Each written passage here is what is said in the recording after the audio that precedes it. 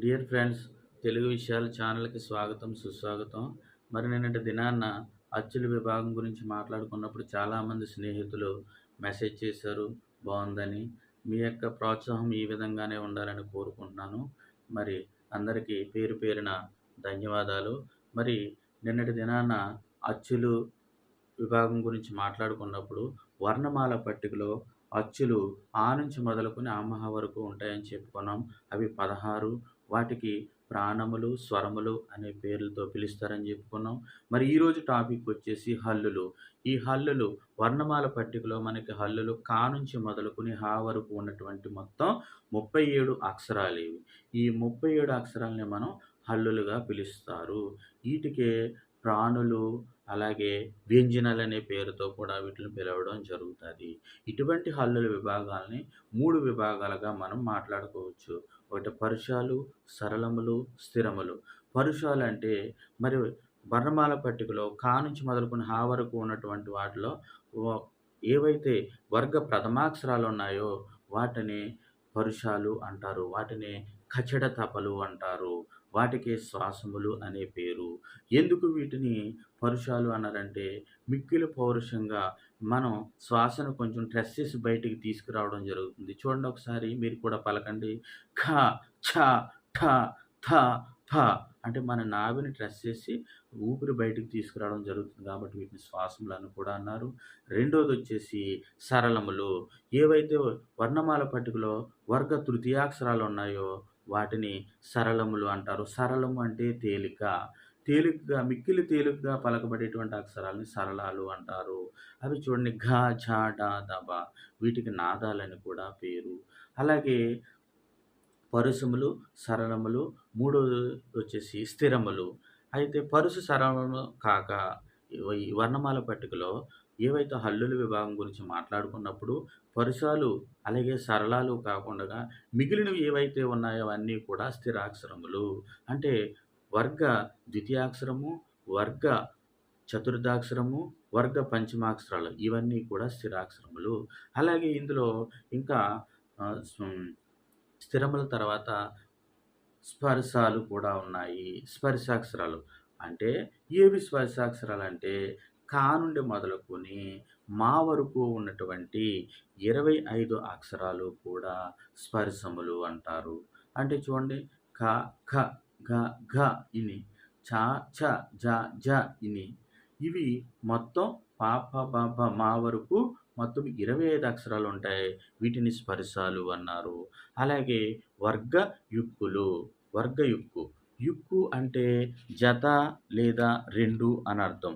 వర్గ యుక్కు అంటే జత లేదా 2 అని అర్థం. ఇవి మొత్తం 10 అక్షరాలు ఉంటాయి. అంటే హల్లుల విభాగంలో అంటే వర్గ చూడండి ద్వితీయాక్షరాలు, వర్గ చతుర్థాక్షరాలు. ఈ రెండిటిని జత అనమాట. అంటే ఏవైతే వీటినే మహాప్రాణాక్షరాలని కూడా అంటారు. వీటినే మహాప్రాణాక్షరాలని కూడా అంటారు. ఇవి మొత్తం 10 ఉంటాయి. అంటే చూడండి వర్గ ద్వితీయాక్షరం అంటే ఏంటండి? ఖ. చతుర్థాక్షరం అంటే ఘ. ఇవన్నమాట. అర్థమైందండి? అలాగే అనునాసిక అక్షరాలు. నాసికం అంటే ఏంటి? ముక్కు. ముక్కు సహాయంతో పలకబడేటువంటి అక్షరాలు ఏవైతే ఉన్నాయో హల్లుల విభాగంలో వాటిని అనునాసిక అక్షరాలు అంటారు. చూడండి ఏమున్నాయి? వర్గ పంచమాక్షరాలు. వర్గ పంచమాక్షరాలు అంటే ఏంటి? ని, ఇඤ, న, న, మ అనమాట. అలాగే మరి ఊష్మాలు. ఊష్మము అంటే ఏంటి? ఊదు పలకబడేటువంటి అక్షరాలు. మరి ఈ యొక్క హల్లుల విభాగంలో ఏవైతే ఊదు పలకబడేటువంటి అక్షరాలు ఉన్నాయో అవి. అవి ఏంటి? ష, స, స, హ అన్నమాట. ఇవి మీకు పలికేటప్పుడు డిఫరెన్స్‌గా ఉంటే శకుంతలలో స అనొచ్చు, షష్ఠిలో స, సంతలో స, అలాగే హంసలో హ అని గుర్తుగా పెట్టుకోవచ్చు. ఊరికే గుర్తుంటదని చెప్తున్నాం. అలాగే అంతస్తములు. స్పర్శములకు అలాగే ఊష్మములకు మధ్య ఉండే అక్షరములు అంతస్తములు. చూడండి స్పర్శాలంటే ఏమని చెప్పుకున్నాం? కా నుంచి మొదలుకొని మా వరకు ఉన్నటువంటి అక్షరాలను స్పర్శాలన్నాం. అలాగే ఊష్మములు. ఊష్మాలంటే ఏంటి? ఊదు పలకబడేవి. ష, ష, స, హ. ఇవి కాక మిగిలినవి ఏమున్నాయి? య, ర, ర, ల, ల, వ ఇవి. అంతస్తాలంటే ఏంటి? స్థూలంగా యారలావాలి. ఓకేనండి? ఇవి హల్లులు విభాగం. అలాగే మనకి అచ్చుల విభాగం 16 అక్షరాలు చెప్పుకున్నాం. హల్లులు 37 అక్షరాల గురించి కూడా మనం విభజించుకున్నాం. అయితే ఇందులో ఎలా మనకి బిట్టొచ్చేదంటే, లేదా ఎలా ప్రశ్న అడుగుతాడంటే, ఇందులో ఓస్మాలంటే ఏమిటి? ఓస్మాలంటే ఏంటి? ఊదు పలకబడేవి. ఏమున్నాయి? ఒక అక్షరం ఇస్తాడక్కడ ఓస్మాల్లోని. ఏముంటాయి? 4 ఆప్షన్‌లో ష, ష, గ, గ, న, న లేపోతే ఏది కాదని ఇస్తాడు. అందులో ఓస్మా లేదో నీకు తెలియాలి. ష, ష. సో, అలాగా ఐడెంటిఫై చేయడానికి ఇది ఉపయోగపడుతది. అలాగే ఇందులో అనునాసికాలంటే ఏమిటి? లేకపోతే శ్వాసములంటే ఏంటి? నాదములంటే ఏమిటి? వ్యంజనాలంటే ఏంటి? స్వరాలంటే ఏంటి? ప్రాణములంటే ఏంటి? ప్రాణులంటే ఏమిటి? మొత్తం హల్లులు ఎన్ని? అచ్చులు ఎన్ని? ఇలాగా బిట్లు అడుగుతూ ఉంటారు. సో, ఇది చిన్న టాపిక్కు స్థూలంగా మీకు అర్థమవుతదని నేను అనుకుంటున్నాను. ఇంక ఇందులో అచ్చులున్నాయి. అచ్చులు 16, హల్లులు 37 ఇంకా మిగిలినయి మనకి 3 ఉండిపోయాయి. ఏంటవి? ఆ! అచ్చులు, ఉభయాక్షరాలు. ఉభయము అంటే 2 అని అర్థం. ఈ ఉభయాక్షరాలలో అంటే ఏమేంటంటే 0, అర సున్నా, విసర్గ. చూడండి.